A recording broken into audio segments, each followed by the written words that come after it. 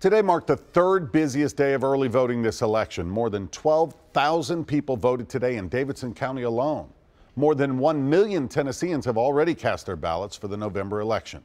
The turnout is already nearly 3 times higher than during the 2014 midterm elections 2 years ago.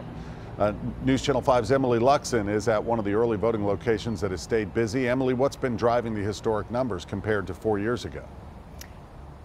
Well, it appears with so many close races, voters are excited to weigh in, and many are taking advantage of early voting. Now, some in Nashville are working to energize younger voters, making sure they're a part of the process, and turnout numbers stay strong through Election Day.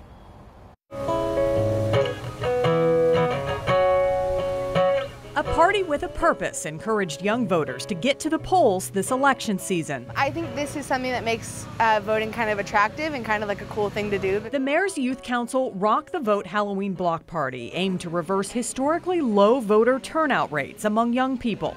The group helped 3,000 people register to vote over the last 10 months, an effort praised by Mayor David Briley. As you know, voting is the most important right that we have in the United States. Voters of all ages have been lining up to cast their ballots early for the November election. More than 26% of all active registered voters in Tennessee have already voted.